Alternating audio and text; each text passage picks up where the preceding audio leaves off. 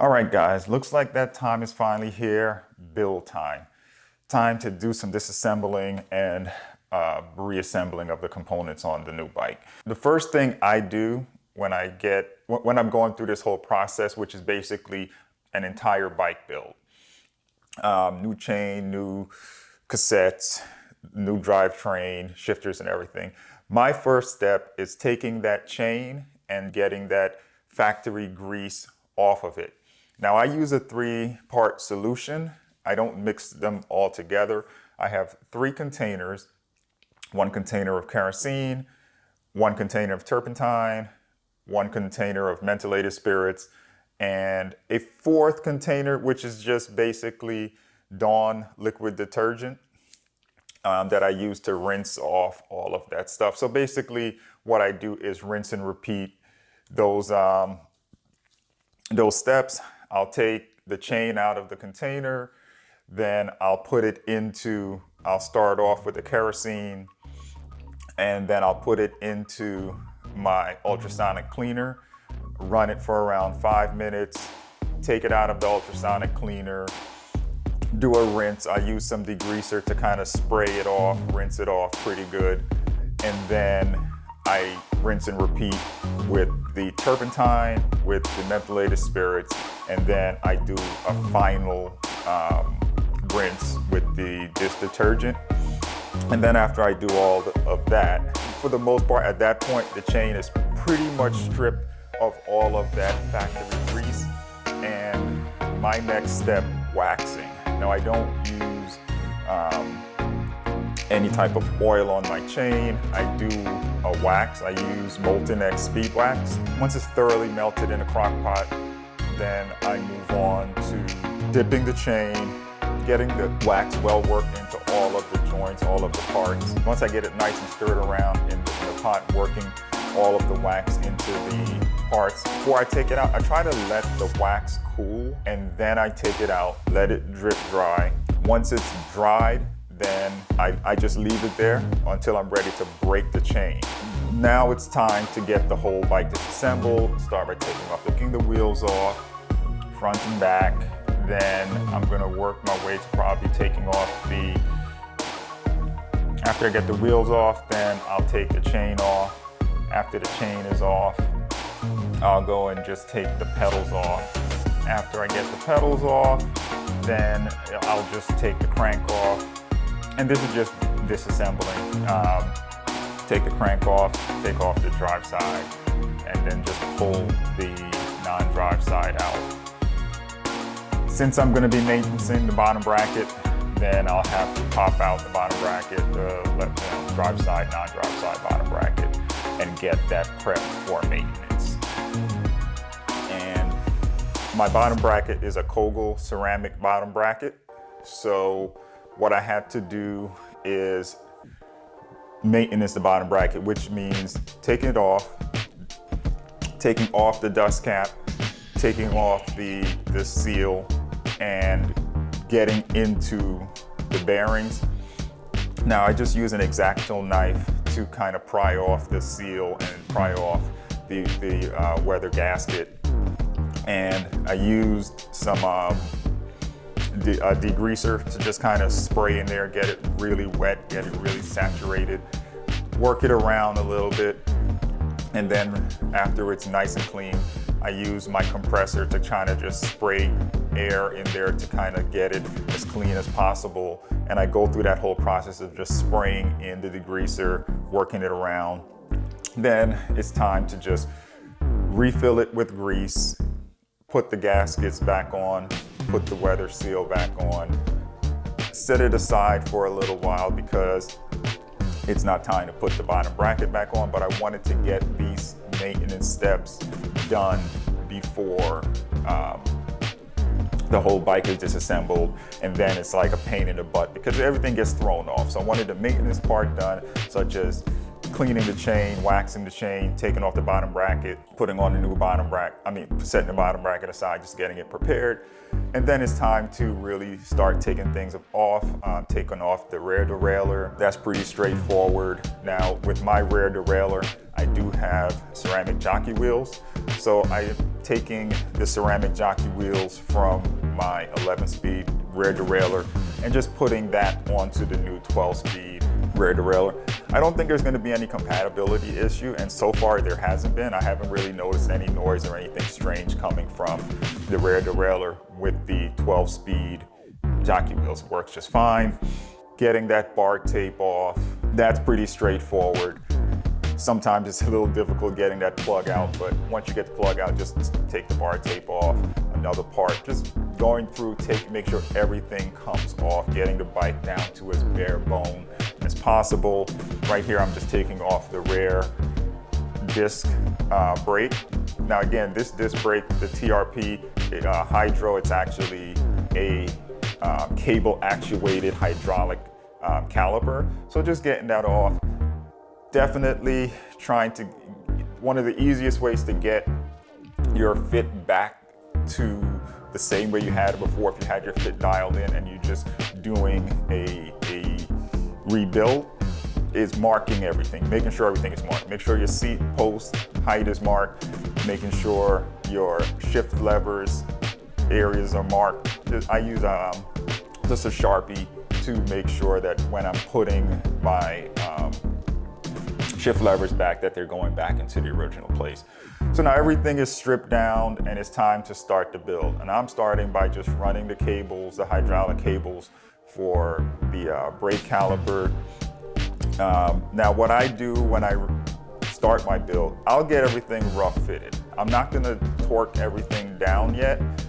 After everything is like rough fitted, then I'll get my torque wrench and make sure everything is torqued to spec. Now that's really important, guys. If you're gonna be doing any home maintenance, I suggest one of your most important purchases is going to be a torque wrench. So next is getting the rear hydraulic cable. And this turned out actually to be more of a pain in the butt because I ran the foam housing, which just kind of stopped any loud noise and banging from the cable once it's inside the frame. That was a pain in the butt, but it just took me longer than anticipated. But once that was run, I think that was probably the most difficult part. Then everything else just kind of works easier than you think. And with the 12-speed Ultegra and Dura-Ace, we all know, if you watch my previous videos, I'm not going semi-wireless. So it is running the cable from rear derailleur to the battery, then front derailleur to the battery, and from the battery, a 1600 millimeter cable to the front of the bike into a junction box that then breaks off to the left and the right derailleur. Again, if you saw part 2, thorough explanation for the junction box and so on. But here, all I'm doing is making sure my DI2 cable that I ran, the 1600 millimeter cable, and the rear hydraulic housing is contained in heat wrap. Once everything is assembled, one of my last processes is just using the heat gun to get that shrink wrap nice and tight. So now it's time for the front derailleur. We get that derailleur on there, get the DI2 cable. And again, this is just a rough fitting. I'm not trying to get everything torqued down because I want to make sure everything is in the right place. And after all of the cables and wires are ran and nice and tucked away, like when you look through the bottom bracket, you can't see any of the cables because they're just pressed up nice and high so that when I do insert my bottom bracket, everything is out of the way. And of course, when you're inserting your bottom bracket, you want to use a little bit of grease. I might have used more than I should, but I rather have a little bit more grease than not enough. So with the bottom bracket, it's pretty straightforward. I'm just going to use my Wheels Manufacturer bottom bracket tool to get my bottom bracket, and you literally just press it in. Once both sides are pressed in to the frame, no, you don't want to over tighten it, definitely. It goes in without a whole lot of resistance, but you get it just kind of tight down, and you'll know. It's one of those things where you can look at it and see that it's now touching the frame, and you don't want to just over tighten it. But once it's in there, next is just getting the crank on. Once that's on, next is just a matter of inserting my crank arm. You start with the non-drive side and then the drive side. And again, all pretty straightforward. So with the power meter that I have and the dub crank, it's just one bolt to tighten up. I'm not torquing to spec yet. All I'm doing is getting it rough fitted on there, get it nice and snug. Then I move on to the rear derailleur. Now with my rear derailleur, I'm using a direct mount derailleur hanger, and that is one of the coolest things. It really, I think, helps make shifting consistent, and especially when you get to stuff like the 12-speed, the 11 and the 12-speed, where the tolerances between the gears is so small. Having something like that direct mount derailleur hanger really helps to just get nice, consistent shifting. Then, like I said, everything is for the most part where I want it. I just go and get the heat gun, get the shrink wrap tightened up nice and tight, get it molded to the way I want it. Now it's time to move on to something I have not done before, but this Shimano brake tool, hydraulic cutting tool, just made things really easy. Cutting the cable housing, inserting the barb into the cable housing, and next is just getting the olive on. And after you get the olive on, use a little bit of grease around the olive, and then you insert cable into the shift lever, and just be careful not to do any cross threading. Mine came wrapped with what looks like plumber's tape, but I'm guessing it's just Loctite. So I got that down. Now that I did tighten up pretty good to make sure that I didn't have any problems with it. Once that's all tightened up, it was time to do a little semi-bleeding of the brake, just making sure that the brake levers feel good. So I put the brake block in. I took out the brake pads, put the brake block in.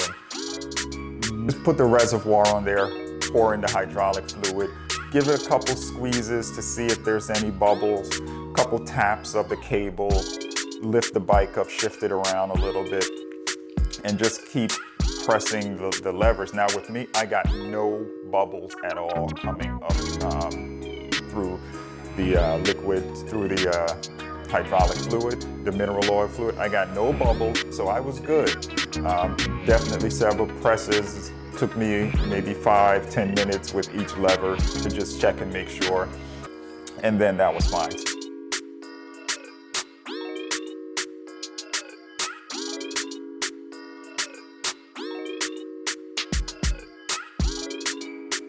So now I'm just breaking up the wax off of the chain, because once you take the wax out and it sets and it dries, the chain is just completely rigid. So I go through and I break each link, get it nice and loose. Now here, what I'm doing is just making sure that the front derailleur is set to the correct height. That way I don't have any problems shifting. And of course there I am torquing it down to the correct spec, because I'm ready to just set that in its final position. And tire time. New tires, definitely check your rim tape to make sure that it's not damaged and that it's in good condition. And if your rim tape is damaged, absolutely change your rim tape. Check your rim tape, and if necessary, apply new rim tape. So that's what I did. I applied my new rim tape.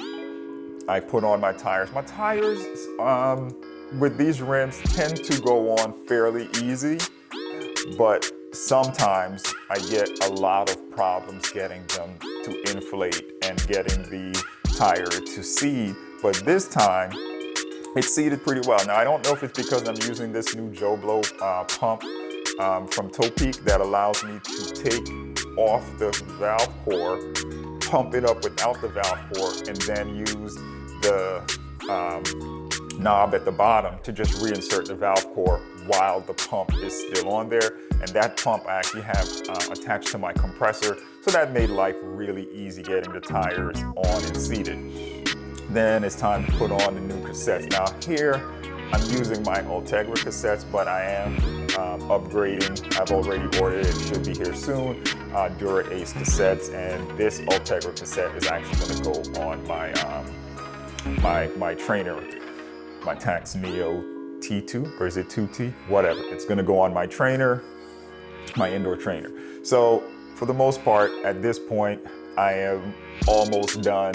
And by the way, what you're looking at is just the magic of editing, because it took me quite some time. You know, we're talking at least 8 hours to get this built, and then putting on my rear disc rotor and getting that just tightened up. Next thing is just moving on to the chain. Getting the chain broken to the correct size, get the chain on there and give it a quick spin to make sure just that the chain seemed to be working decent.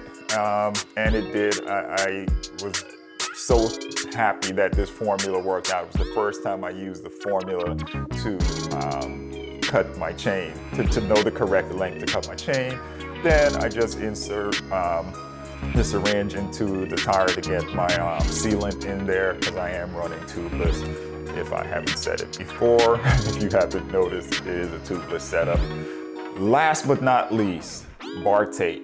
Now, here is a trick that I don't think I've seen anyone do it, but I start my bar tape at the top of the handlebar.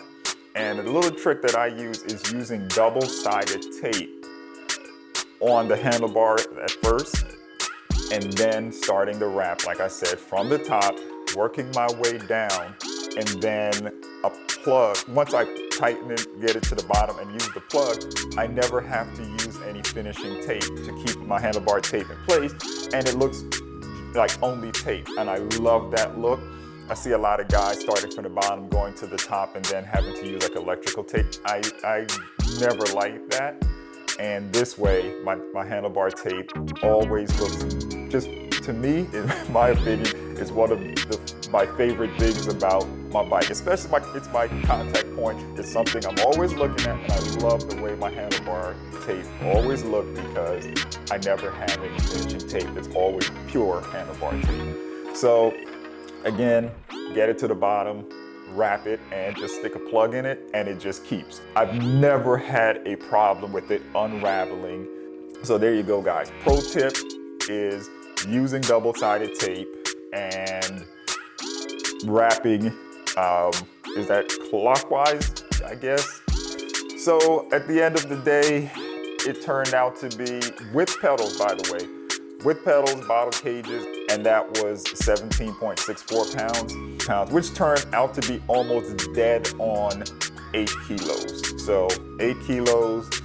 I'm definitely planning on making it lighter. It's fairly aero, but I want it lighter, which means new wheels. And I think I'm gonna go with the Windspace looms, the HyperX, or the HyperX 45s. I think that's what the new ones are. So yeah, I'm thinking about that. My Dura-Ace cassette is gonna help. So the Dura-Ace cassette is around 70 grams lighter than the Ultegra cassette, and the HyperX wheels, I believe, are about 300 grams lighter than the wheels I currently have. And I believe they offer very similar aero benefits. So that's it, guys. Thanks so much for watching this 3-part series. If I missed anything, if you guys have any questions, please leave questions in the comment section. I appreciate you guys tuning into this. Again, this is not something that, you know, my tech channel typically covers, but I do so much cycling, and I do find it fascinating, the quantity of tech that's in cycling these days. So I just had to mix one of my passions with another one of my passions, which is cycling and technology. So I appreciate you guys tuning in. I'll see you guys in the next video. Until then, take care and be safe, and I'll catch you guys in the next one. Peace.